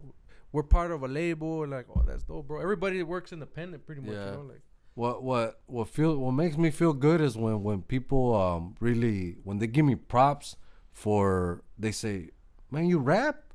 Hey, you rap too? And what the fuck? And you're helping somebody else? And it's like, yeah, like I'm just doing what the fuck I feel like it's my calling. Like fuck, like I'm not a hater. Like when I met Screezy and when I heard his music, I was like, fuck, this kid, like this motherfucker's super talented. Like let me push him. Like let me try to get him where he's going. Like fuck, if he obviously if he becomes successful, I become successful because you know I'm managing him. Like so that's like fuck. It's a given. Like I don't know. It just happened naturally. You know, I just put my raps a little bit aside. You know, not fully. Just put them aside. Let me push this kid. You know, let me. He's got a lot of fucking talent. You know, he can play the guitar, the piano, drums, fucking. You know, all kinds of different instruments. He could sing. Hell yeah. He can produce. He could engineer. Fuck, that's Frankenstein. That's my fucking Frankenstein. So you know, it's like. God damn, like, let's do this, you know? Oh, yeah, that's dope. That's a good one, bro. And a lot of people, like a lot of kids, I mean, but yeah, kids, they don't have access to, I have basic stuff, but, you know, a lot of people don't even have access to the basic stuff. And I actually tried that too. I'm like, you know what, if somebody ever wants to record right here, I'll let them record right here, you know? But I'm not in that scene as much, you know? I'm like, so I'm not really, no miro morros that are rapping. Like, there's some fool from a hood over there, you know, and I'm like, if we ever click, I'll tell them, if you want to record on my pad, record on my pad. Pero we don't, no nos juntamos tanto, you know, like, and then like I said, it's still my secondary. I like the podcast of, you know, music. Yeah, podcast it's always been like my secondary stuff, you know, because I got my jale too. But yeah, bro, like that's dope. That if you can help somebody out like that, you know, there's a lot of kids, like I said, want to play the drums and they don't have them, you know, and it's like if you could provide give somebody like that the raza too, that's dope, bro. That's dope that you got an opportunity to work like that, you know. Yeah. Oh yeah. That's dope. You were telling me a lot of other stuff too, and I was like, man, we'll bring it in here, pero you know, I think we'll do that for another time, bro. Because you do have a lot, and I think at the end of the day, I'm like, you know what? Let's just make it more of a music thing, también, you know, not get too into other stuff, you know. But eventually, hell yeah, bro, you know, we'll get into more because I know we can keep going, and you got a lot to say, bro. You know, you got a lot to say, and I like it, bro. I want people to learn. You know, I want people to learn from me, and see that it's possible. Especially youngsters that have a dream, whatever your dream is. Like, just don't let nobody be like, what the fuck, like, you know, if your parents are if your dad is a mechanic and you want to be a fucking astronaut, you know, or you want to be a fucking, you know, mechanic, go ahead. But if you want to be something other than that, like, go for it.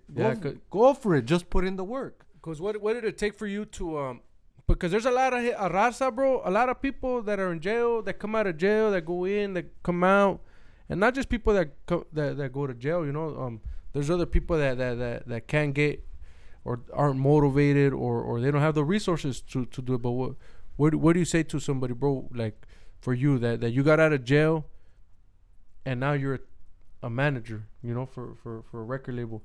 What do you say to somebody, you know, that you see struggling? Or not really pushing and not knowing what to do, you know? First, if you first get out of jail, you got to break out the habit. Break out whatever it was that got you to jail. Don't go back to it, you know? Like, if you got homeboys and you got caught up in your neighborhood, and you went to prison because you were in your neighborhood, like, if you're solid and your homeboys love you and they got love for you, they're going to know, like, okay, do your thing. You know, don't turn your back on your homeboys. Like, don't be like, fuck that. Like, I love all my homeboys. Like, I got love for them, right? But they know what I'm on.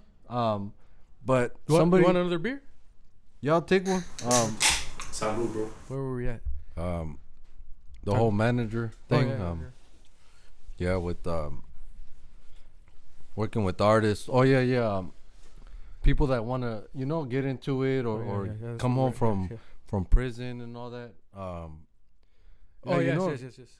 You What do gotta you tell break them? out. What do You you gotta tell them? break out the habit. You gotta break out of what was getting you to jail or prison. You know, that's the first step. Somebody coming home that has goals and wants to reach something, you gotta get out of whatever you were doing before. Go legit. You know, if you want to continue being a knucklehead or getting into the stuff that was taking you to jail or prison, then continue doing what you were doing. But if you go legit, like me personally, I went legit and everything's been beautiful. Things been beautiful for me. In the long run, do you consider it worth it? Going to prison? No, the streets. You know what I mean? The in general. You learn a lot. You learn a lot. Yeah. I learned a lot. So no, you learn a lot. But do you mean at the end of the day, you think it's worth it? No, it's not worth it. It's not Like- worth it because there's time that you can't get back. Yeah. For example, my kids, like, fuck, I have my son's gonna be 20. And You have 2 kids? Yeah, I have 2 kids. My daughter is 11, and my son's gonna be 20. And leaving them when he was like 10 years old, and coming home to a teenager, and coming home as a dad, and trying to show him how to be a man. It's a fucking. It's different, huh? Trying to salvage a relationship, trying to be a dad. It's like it's hard with a boy, and then it's a work in progress itself. Also, You guys have a good relationship? we have a good relationship. We bump heads a lot because he's 20 now. You're saying, right? He's about to be 20, Yeah. so we bump heads because I'm trying to, I get on him, trying to because I know, like, I fucking know. It's like I can tell him, like, hey son, if you step right there, you're gonna fall. Cause I already fucking did that. I already fell there before. So he might be stubborn and be like, nah, but everything I'm saying is out of experience because I already know. It's like, as a dad, it's like you can see the fucking future. Yeah. With your kid, it's a trip. Yeah, it's a trip. it's You can see like the future with your kid because you've lived it. Yeah. You've seen that. A fucking, for example, driving. Hey son, if you fucking do this, you're gonna get a ticket. Yeah. Like, for example, recently he was pulled over. Once he told me he had the windows down, I said, that's all you have to say. I've been there. Had my windows down, music fucking bumping, even though I didn't even have to have a fucking, they just see a fucking young fucking kid in a fucking ride.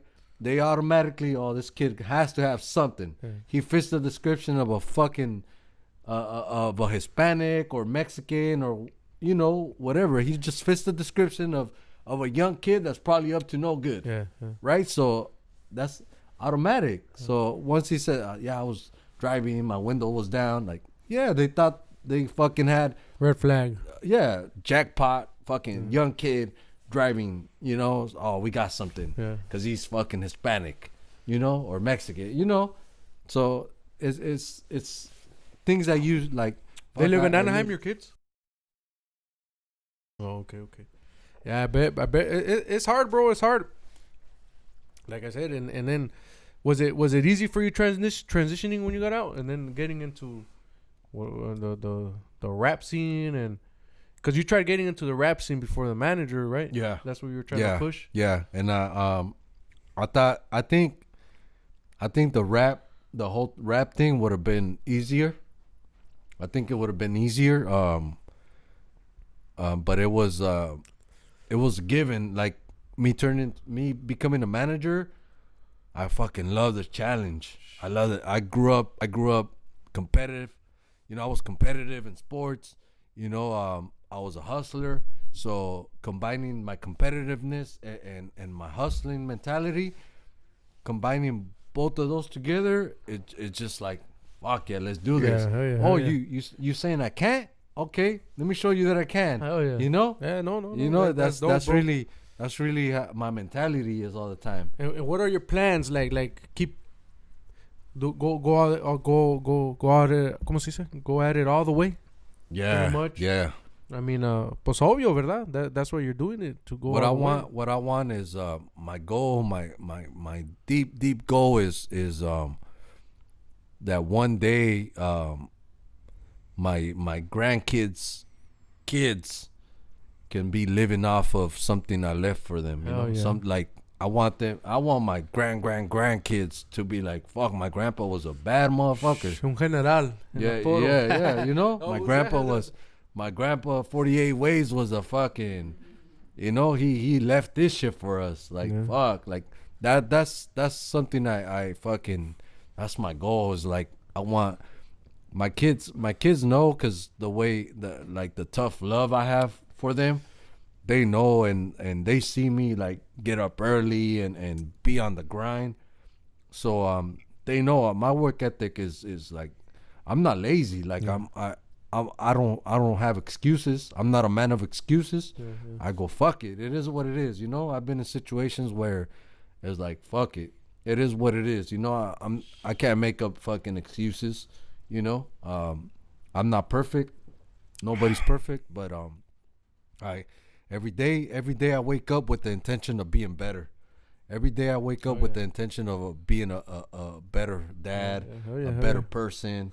You know, I every day that since coming home from prison, every day I wake up with the intention of being more positive, being a better person. You know, and at times, like, I might be, if I'm addicted to somebody, I feel bad afterwards. You know, I'm like, fuck, I should have not said that. And it's kind of good porque pues I see a lot of raza on in the scene. You know what I'm saying? Whether I think the social media stuff kind of helped out a lot of people too, right? What do you think? Yeah, it helped a lot of people, and then it fucked up a lot of people, because you got people that on social media, it's like jail and prison. Like, you can go and be whoever the fuck you want to be until somebody pulls your covers.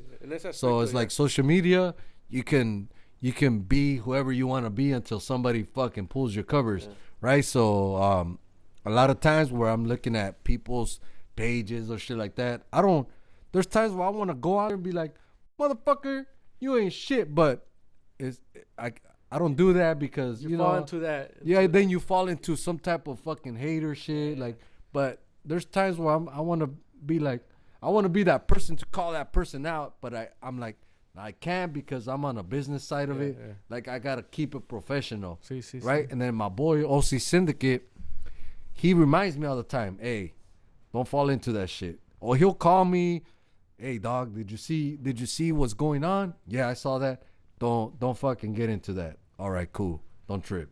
He reminds me, because I'm real, dog, and like, people that know me, they know like, I'm a real individual, and when it comes to like real shit, like, I keep it real all the time. You know, I keep it real. Like, I'll speak my mind, you know, and at times I won't, just because I know that if I speak my mind, it's gonna lead to, you know, some fucked up shit, or it's gonna lead to somebody feeling disrespectful, and I'm like, fuck, I like, most of my life I lived that way, you know, where it was like disrespect. You could pick and like, choose. Yeah, so now it's like I'm on the business side, so I'd rather not deal with problems. You know, I've had too many problems in my life where I'm like, fuck it, let's live a happy life. Move now. Different, yeah. Let's live a positive life, you know. So I try to push nothing but positivity, you know. Yeah, because I'm pretty sure, pues, it's hard for a lot of people, you know, especially if you don't got nothing going on, and because like even now I was telling, I had my started my construction business también, y me estaba ayudando un morro, right? He's like 23, I think, and I was telling him, bro, that the same people I know today, like my friends are the same people I know from when I was like 12 years old. Like, it's the same people. Like, I don't have no like, I don't know what it is, like, but even in the business side, like, I have good relationships, but it's like como que there's still, it's hard, like we como te diré, like, I still go to my homies, you know what I mean, like, to my old friends, like that's who I go out with, my friends, you know. Yeah, like, I still don't make relationships to, even with the business people, I move different with them. Like, not that I'm doing anything I'm not supposed to, but obviously with your friends, you talk different than you do with business people.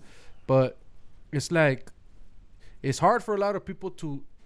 It's kind of porque when you mess with business, you mess with more people with money. You know what I'm saying? Yeah. So they present themselves different. And it's kind of hard to.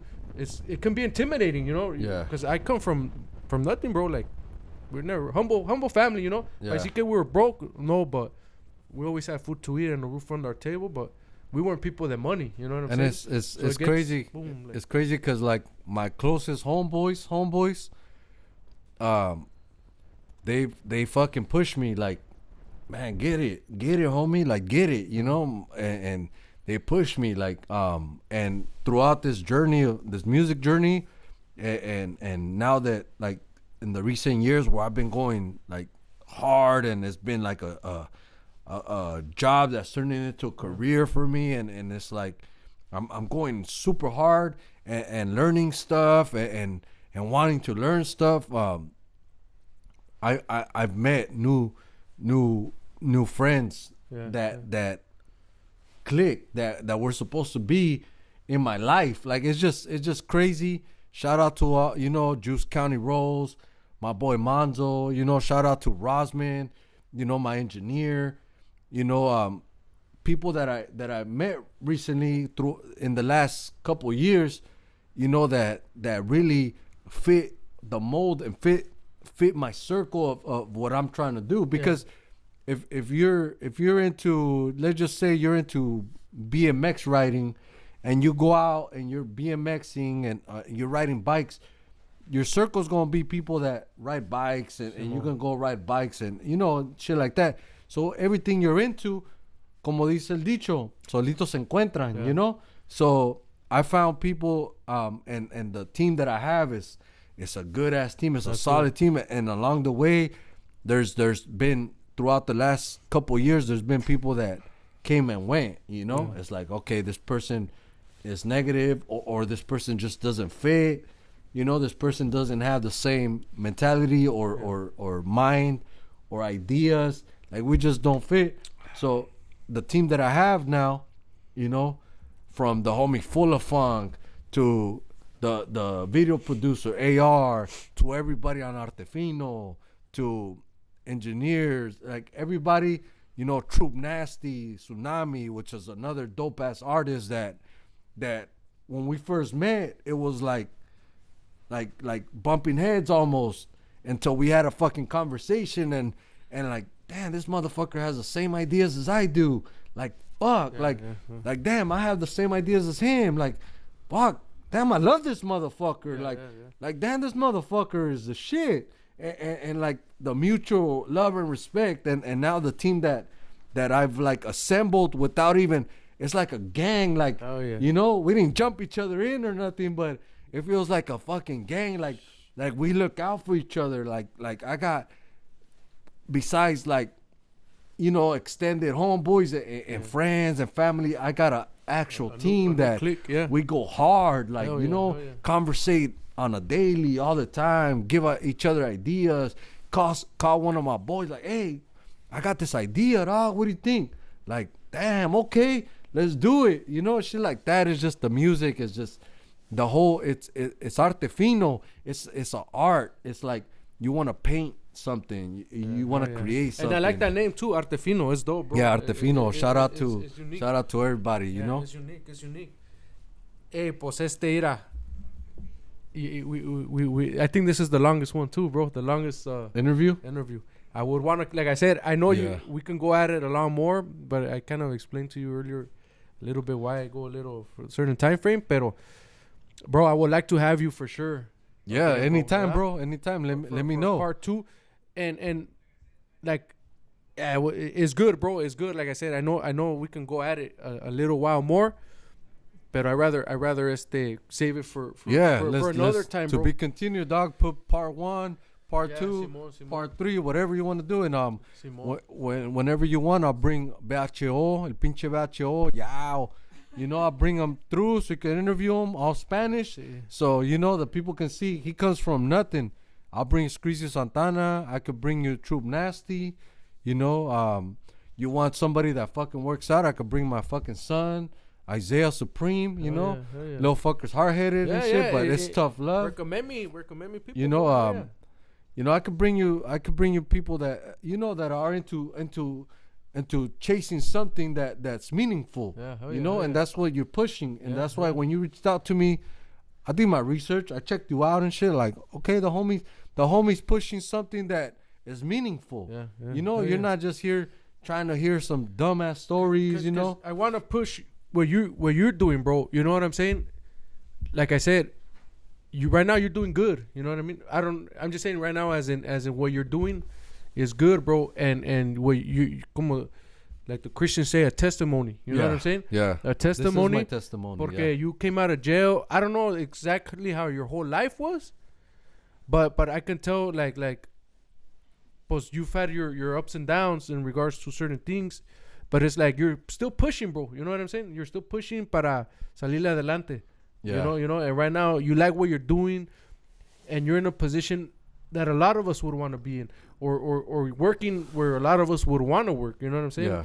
Y eso puede ser un ejemplo para nuestra comunidad, you know, to our people. Yeah, to the young kids. There's a saying that my pops told me when I was a kid. There's a saying that stuck to me, and I still use it to this day, and I remind myself of it. All right. Hey, bro. So yeah, like I said, thank you for coming. I appreciate it due to some technical difficulties, but I had a real good time, and I appreciate you coming by, bro. No, I appreciate you having me. Real quick, do you want anything a message you want to send out to somebody that may need to hear something? You know, I always tell people, if you want to send a message, keep if you have a goal, you have a dream, like keep pushing, get to it. Like don't give up. Don't let nobody, fucking push you away from living your dream or trying to get to where you want to get to. Like work hard. You got to put in the work, though. You got to put in the work. Don't let nobody give you negative ideas or thoughts. Be your own man or your own woman. Yeah. Always reach for what you want to do. Don't let nobody give you because there's a lot of people that don't have dreams and don't have ideas like you do, and they're gonna be they're not gonna believe in the same beliefs as you. So don't let that shit stop you from anything. Hell yeah. No, I appreciate you coming by, bro. Like I said, and I think you broke the record. You have probably, this is the longest one so far, and I would love to have you back again. Continue it. Do this all over again, maybe in the near future. So thank you for coming by. Any shout outs you want to do, bro? Yeah, shout out to my whole team, Artefino, shout out to everybody. Shout out to everybody. If I get into names, it's going to be, a minute, but shout out to everybody. Shout out to everybody that supports me, everybody that gives me love, everybody that's told me yes, everybody, right. Artefino, right. The whole Big Brothers at Afinarte, everybody, Squeezy Santana, Bacho, Troop Nasty, Rosman, Monzo from Juice County, all my homeboys that always have my back, my family that shows me love and support, and everybody, man. Shout out to everybody that ever gives me a fucking positive fucking energy, and everybody that, and shout out to all the haters. Shout out to everybody that ever doubted me, because of them doubting me is like, okay, watch this. That's right. I came home to 0. So I was like, watch this, Hell yeah. So, shout out to everybody, for real. Shout out to Anacrime, Shout out to my whole city, Anaheim. Right here in shout the out house, to the whole 48 squad, everybody. First guy that's not from Santana, and all right, we made history. It's history right here. Yeah. So history, hell yeah. So yeah. Shout out to you, dog, and all your people, for the support and I appreciate the respect and the invitation. Hell yeah. It's an honor to be here, and shout out to everybody pushing that positive energy. Anywhere they can follow you. Yeah, 48 Ways on Instagram. And then from there they can follow anybody that's on there. I try to push other people. All right, 48 Ways. Well, thank you, bro. Thank you for coming by, and thank you for the support. I wish the best to you, and do what you gotta do, bro. Do what you gotta do. Thank you for having me. Yeah, and I hope we do this again one time, bro. Yeah, let's set it up. Let me know, and let's make the schedules happen, and we'll make it happen again, though. At 48 Ways, check them out. At 48 Ways. At 48 Ways. Peace.